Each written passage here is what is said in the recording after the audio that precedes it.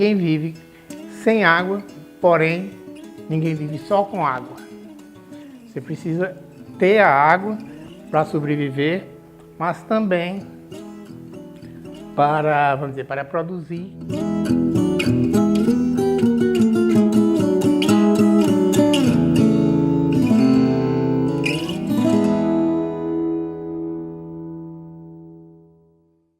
O conceito novo que deve ser debatido nesse Fórum Mundial das Águas, para o ano lá em Brasília, é o chamado Nexus, água, alimento e energia.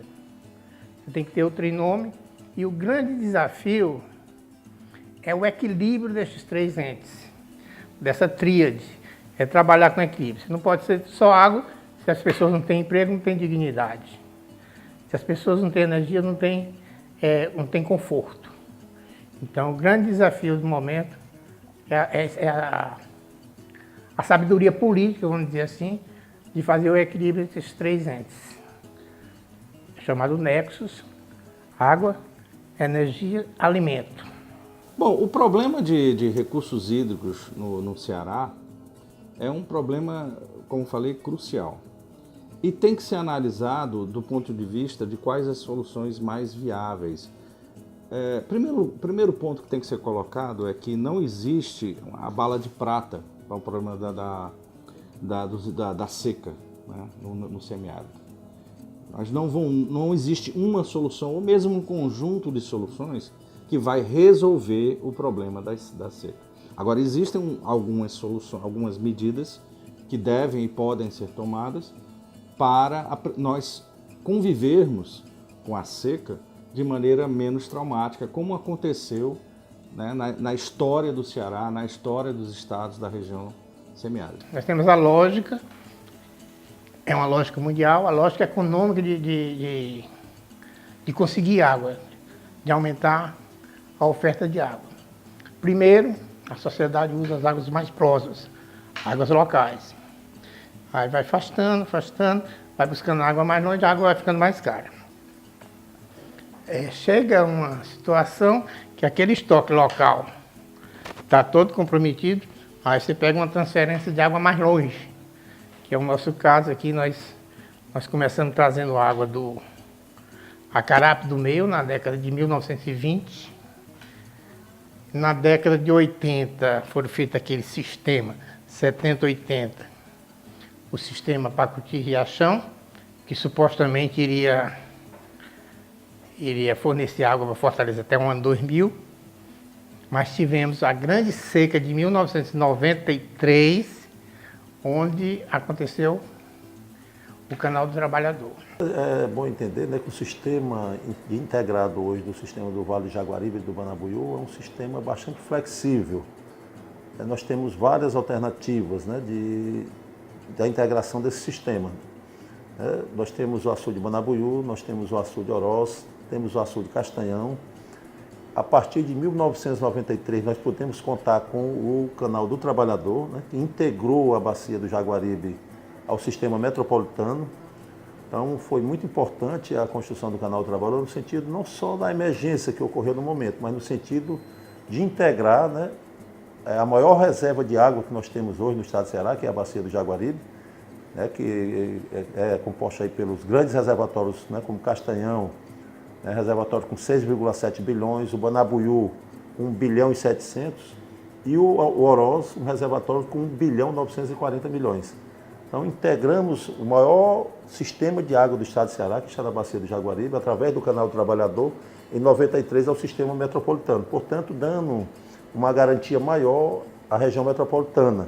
O Cinturão das Águas vai melhorar a capilaridade da água transferida do Rio São Francisco no território cearense e encaminhar melhor essa água para a região metropolitana de Fortaleza, né? Então, é uma obra relevante não só para o sul do estado, para o Cariri cearense, mas também para fazer a água chegar não só no Castanhão, mas no Oroz e chegar mais fácil na região metropolitana de Fortaleza, né? Estamos com um planejamento aí de expandir as adutoras convencionais, mas estamos com um plano, né, de ampliar essas adutoras, deixar um plano feito e iniciar esse plano que poderá contemplar a população aí nos próximos 20 anos, né? Então nós estamos pensando tanto a curto prazo, a médio prazo, como a longo prazo. Sempre o setor de recursos hídricos ele tem apostado muito no planejamento, né, de longo prazo, né, de curto, médio e longo prazo, mas trabalhando sempre nessa visão também de longo prazo, para que a gente possa estar dando uma maior garantia ao Estado. Então, o Canal Trabalhador, o Eixão das Águas, né, a construção de novos reservatórios, né, o Cinturão das Águas, né, programas que virão também mais à frente aí, para que a gente possa estar dando toda essa segurança hídrica ao Estado do Ceará. Né, no Estado, né, que nós temos ciclos, né, de seca que variam, né, de 3 a 4 anos, estamos numa situação atípica agora, chegando a 6 anos, né, em algumas regiões do Estado com chuvas abaixo da média, nós precisamos estar preparados do ponto de vista da infraestrutura hídrica e do planejamento e da gestão para que a gente possa realmente dar uma garantia maior à população. É tanto que enfrentando essa seca nesse momento ainda, né, de 6 anos em algumas regiões do Estado, nós estamos conseguindo abastecer, né, toda a região metropolitana, região do Jaguaribe, né, os 184 municípios, mas isso só é possível a partir de uma gestão, de um planejamento. É o grande caminho. Eu acho que isso aí que é a grande solução. É você interligar, tendo uma fonte hídrica confiável, que é o Rio São Francisco, né? E interligar nossas bacias. Porque muitas vezes acontece, não é nem questão do próprio São Francisco, não. Às vezes acontece no Ceará, como aconteceu esse ano, que você tem um inverno melhor num local que outro. Por exemplo, na região norte, o inverno desse ano não foi tão ruim. Os reservatórios estão razoavelmente bem abastecidos. A região de Sobral, lá, tá, a região razoavelmente foi o melhor que a região abastecida nesse inverno.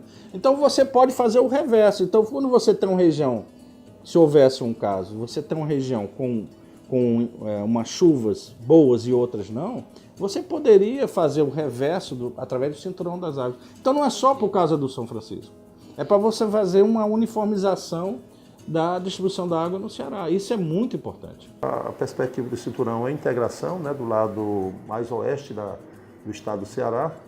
E o primeiro trecho, né, ele corresponde a 147 quilômetros, né, vai até, né, sai de Jati até Cariús, o que nos dará, né, dará uma garantia maior ali toda a região do Cariri, né, da Bacia do Salgado.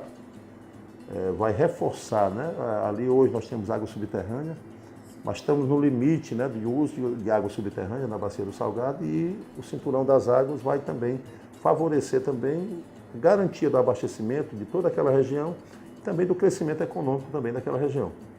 Mas nós temos aí aprender com essa seca, né? Em que tipo de infraestrutura. Essa seca nos ensinou que a infraestrutura mais essencial para se fazer no estado é a adutora, para conduzir água com eficiência, para não conduzir mais tanta água em leito de rio seco, né? E por outro lado, mudar vamos dizer, a lógica, o paradigma do uso da água na agricultura, né? Escolhendo culturas que exijam menos água e métodos de irrigação com gotejamento. Não dá para se irrigar por inundação, por aspersão, né? E nas cidades, educar, orientar a população, usar os instrumentos possíveis, mesmo tanto os incitativos como coercitivos, para a população usar melhor a água, né? Que tem que entender que mesmo que volte a chover e que o Castanhão enche, o Oroz enche, nós vamos ter outras secas.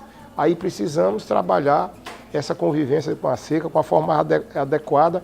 Inclusive, eu defendo, pelo menos, disciplina nas escolas, desde o ensino fundamental, o ensino básico, né, ensino médio, para poder orientar melhor nossas crianças, nossos jovens a conviver com o semiárido, mostrando a água como você disse no começo, um valor, um bem dotado de valor econômico e um bem essencial à vida, né, e que é escasso na nossa região e que está sendo cada vez mais escasso no mundo. E o governo está na direção certa. A gente só tem que, mais uma vez, ter cuidado com essas coisas, dessas soluções mirabolantes. A gente tem que ver a questão de custo, quanto custa, e escolher as soluções de melhor custo-benefício, né? Outra solução que poderia amenizar também a questão dos recursos hídricos é você reusar, e o governo já está pensando isso, reusar o que a gente joga no oceano, através daquela estação de bombeamento lá na leste-oeste, do esgoto, tá? Você joga lá 6, 7 metros cúbicos por segundo, né? Você poderia usar essa água, e o governo já tem planos para isso, para, por exemplo, abastecer as indústrias do PECEM, em vez de usar uma água muito nobre, que é essa água da transposição, uma água cara, nobre, uma água limpa, você pega e dá um tratamento não tão bom a essa água, esse esgoto, né? Porque você água para, por exemplo, o resfriamento das termoelétricas, por exemplo, ou água para o resfriamento lá da usina de aço, da planta de aço lá, né, do PECEM. Você poderia usar uma água não tão nobre, não tão limpa, mas perfeitamente adequada a esses usos e poupar a água da transposição para o abastecimento humano, que é prioritário. Então essa é outra solução que o governo está aventando como possibilidade. Então essa é uma água que poderia ser tratada não com um nível de tratamento para consumo humano, e a gente tem que partir para isso mesmo, pessoal, porque esse negócio, eu vou beber esgoto. Você bebe esgoto, entre as palavras, em Paris, em outros lugares do mundo. Por que você não pode usar água? E é uma água perfeita. Não é porque foi esgoto que ela está contaminada, não. Existem tratamentos que vão dar uma qualidade igual ou superior a uma água de chuva ou de uma armazenada no açude. Então tem que parar com um pouco esse preconceito também.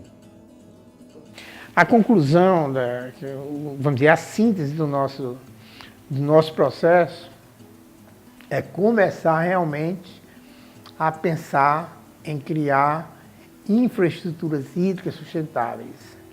E criar infraestruturas hídricas sustentáveis significa ter também cidades sustentáveis. Você não deve gerar contingentes humanos no lugar onde não tem capacidade de suporte, que só tem a água. A síntese é aquela coisa do começo. Ninguém vive sem água, porém ninguém vive só com água. Essa é a síntese.